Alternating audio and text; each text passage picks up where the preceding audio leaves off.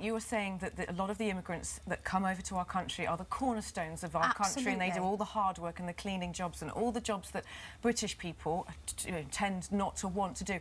Why shouldn't we just make the British people pull up their socks and do those jobs? Well, we've got a number of problems here. This is much more complicated than it would appear. First of all, we appear to have quite a serious deficit in terms of how many people we have and how many jobs we have available. That's first and foremost. Just get some of the Brits out of bed in the morning and get them working. And here's why, obviously, the British public are reacting to what they're reading and what they're hearing, because it's driven by the politicians, and it is a distraction. Here's the thing. This is what I'd love to see from UKIP. I'd love to see UKIP actually challenging the politicians and challenging the people who evade paying taxes. Serious money now, because 2 million people left the UK last year. People don't talk about that. How would you have it that the British people are subject to the same things when they go traipsing all over the world? Net migration. Of course, people ebb and flow and people leave this country, but net migration, that's the number that we're left that have come, is 300,000. Do you know we are having to build a new dwelling to cope with immigration every 7 minutes. Now, this country, we can't go on. I want to make another point. No, stop. I want to make another point.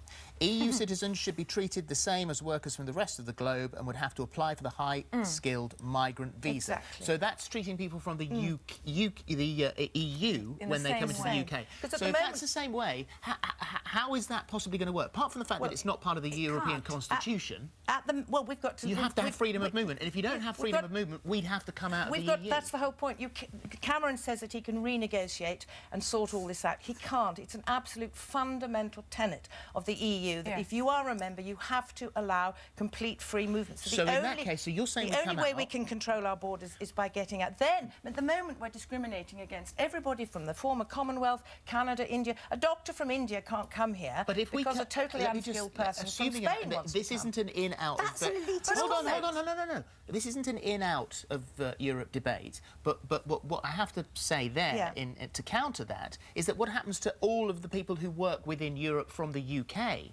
So couldn't they be sent back home? Yeah, of course they could, and that's up to the other countries, isn't it? And people always say, oh, X thousand Brits go and live in Spain. By and large, the people who go and live in Spain, the Brits who go and emigrate to Spain, they're the pensioners. They're not the people. They're not wanting child allowance. They're not wanting this, that, and the other. They're the pensioners. They look after themselves. If the Spanish want to send them home, then do it. You know, that's their problem, not 20 ours. seconds. This argument is over 100 years old. 100 years ago, politicians stood in the House of Parliament and they talked about swarthy foreigners coming in, taking our jobs, taking our health service. It's old. It's a distraction. Let's focus on the real things. The real money that's going missing is at the top. That's the undertone, and we all know where UKIP is coming from. Yes, that is definitely the undertone. But the point is, this is nothing new. It is a distraction, and we must look at the people who really are culpable for bringing our country to its knees.